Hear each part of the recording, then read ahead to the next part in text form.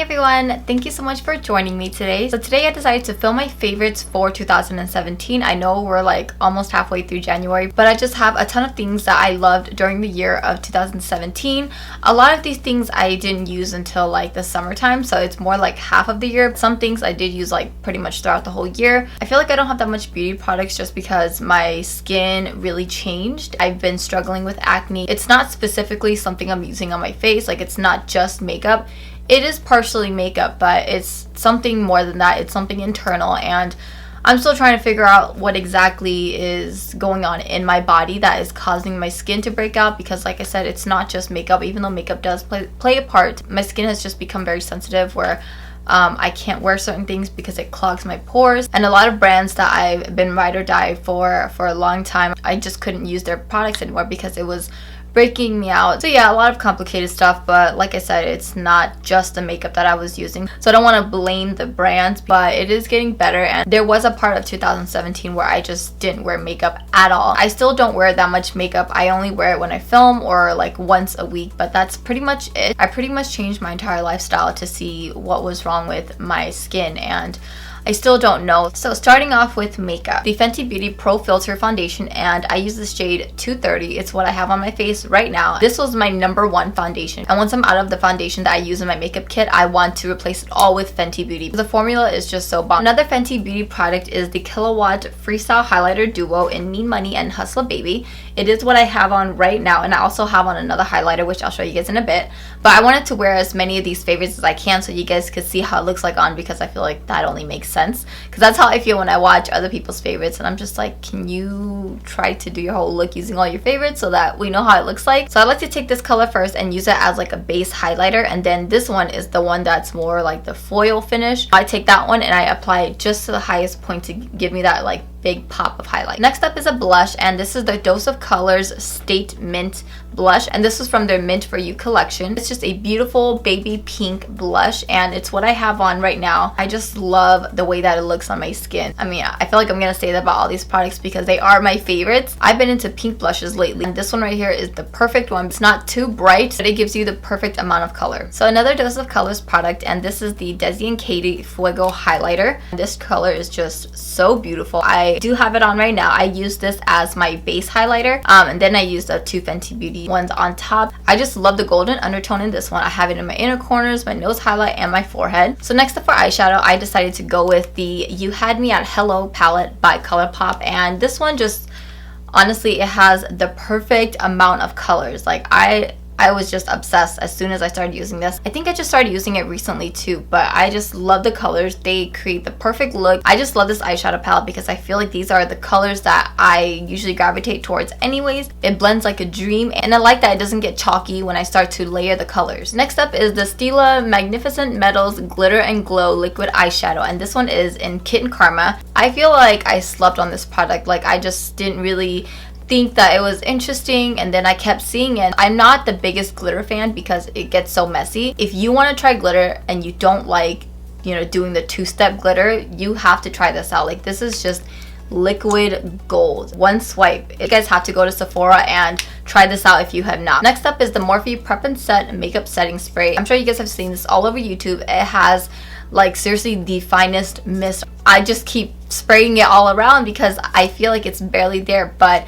I just love the way that it melts all of my powders together, and I can't say if it really locks in my makeup, like sets it in place all day. I don't wear makeup for a long enough period of time to determine that, but I just love the way that it finishes. I love the way that it makes my powders and my highlights look in photos. Another Morphe product is the Morphe Beauty Sponge. I was actually hooked on the Sigma 3D Beauty Blender. They sent me two, but I loved them so much. I seriously used and abused them. I've been waiting and waiting for Sigma to restock them, but they still haven't yet, so I decided to try out the Morphe one, and I actually really love this one. I really love this end right here because I'm able to like chisel out my cheeks. I really like the way that this one feels, and I just haven't used a beauty blender in maybe almost a year. And next is the Laneige Lip Sleeping Mask, and I do have a full review on this, but this stuff is seriously amazing.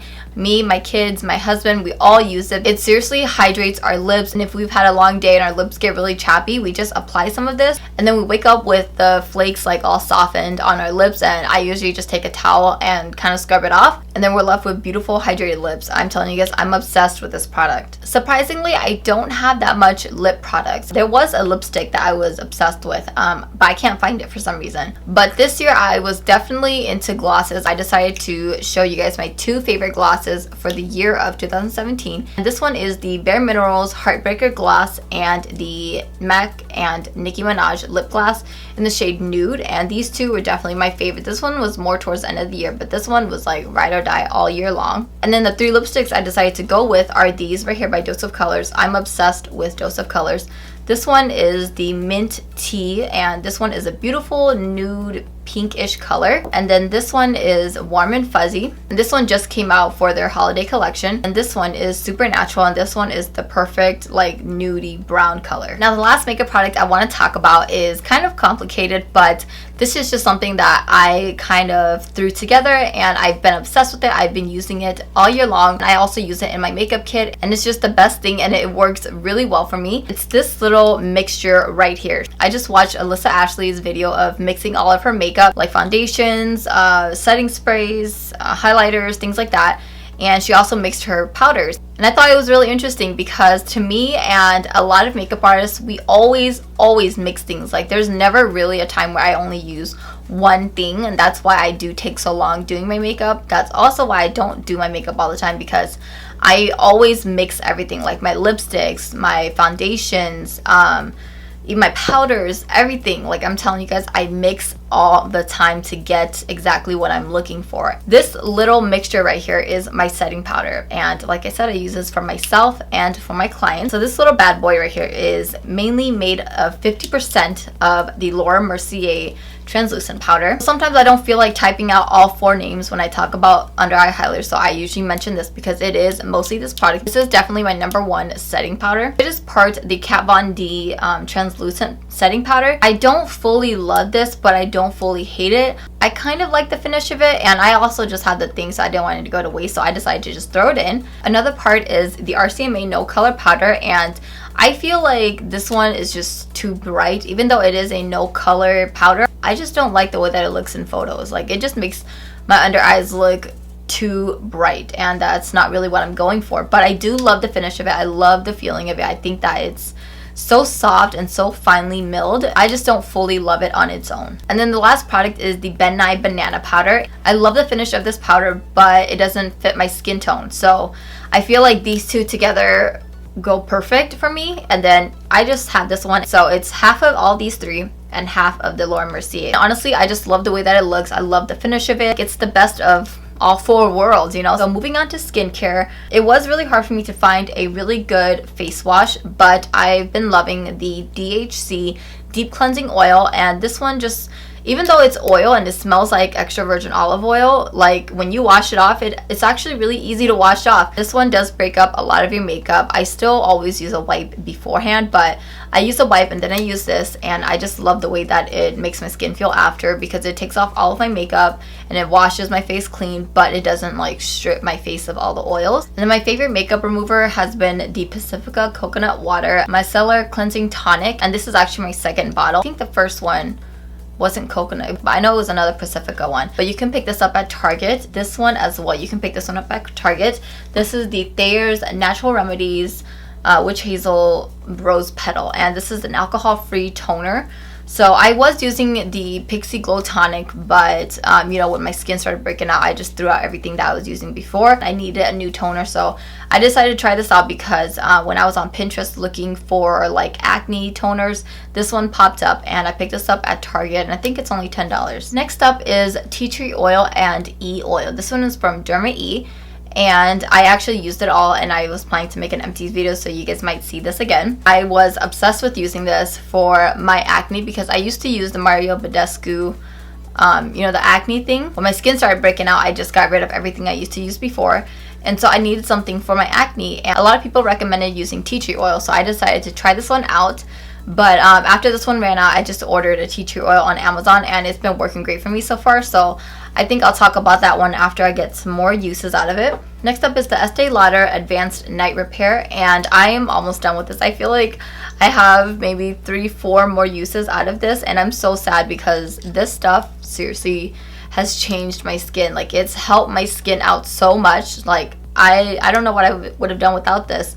And I was also using the Supreme Plus moisturizer, but I ran out of that one and I threw it into like my empties bag that I was going to talk about, but I don't know where that bag went. Those two together at night really helped my skin look and feel great in the morning. And now on to hair care, the newest product I just started using. I just discovered this last month, and this is the Way Rose Hair and Body Oil. This one smells so good. I love using it on my ends, especially after I curl, just to give it a little bit more hydration, and it does not contain any silicones in it. I've been using it every day. A little seriously goes a long way. When I first got it, that was my mistake. I would use like 3 pumps, and that was way too much. I use 1 pump for all my hair. Next up is another Wave product, and this is the Soft Hairspray. I'm almost out of this one, and I just repurchased the medium one. Love this hairspray so much. It seriously gives me the perfect amount of hold. Like, it is a soft hairspray, so it's not gonna, like, you know, if I spray it up like that, it's not gonna stay.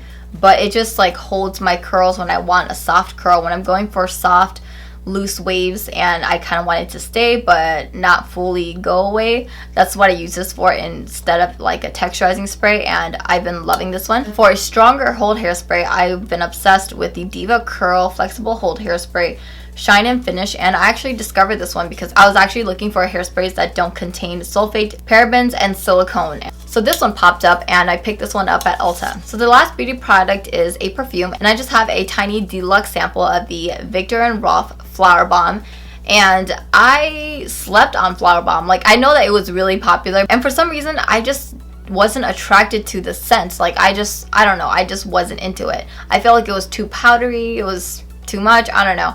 But when I went to Sacramento to visit my cousin, she had it on, and I was like, what is that? Like, that smells really good. And she told me it was Flower Bomb, and I was just shocked. I was like, okay, you know, maybe I should give it another try. I just feel like my interests have changed, so I should really give it another try. And so she actually gave me this, so thank you so much, Susan. I actually just purchased the full-size bottle because I want to save this for when I travel. Alright, so that is it for all of my beauty products. I hope that you guys liked it. If you're not interested in my non-beauty products, then you can stop the video right here. But if you are interested in other things that made up my year, feel free to stay. I just have to talk about something that seriously changed my life in 2017, and that is Game of Thrones. I was never a Game of Thrones fan, right? My husband was obsessed, and I'm just like, whatever, I don't care, you know, you want to watch it, go ahead. I don't want to watch it, right? Because everybody talked about it, just like football. Everyone's like, no, you have to watch, you have to watch. But I was like, no, I'm not interested. It's not my kind of show. Like, I don't like the medieval times, things like that. I felt like I was just making excuses to not watch it because I really didn't want to watch it. When me and Alan started watching the 100, he saw the intro and he's like, the intro reminded him of Game of Thrones. And then when me and my friend Winnie, aka Les Sassafras, were talking about shows and stuff, I was like, oh yeah, you should watch the 100.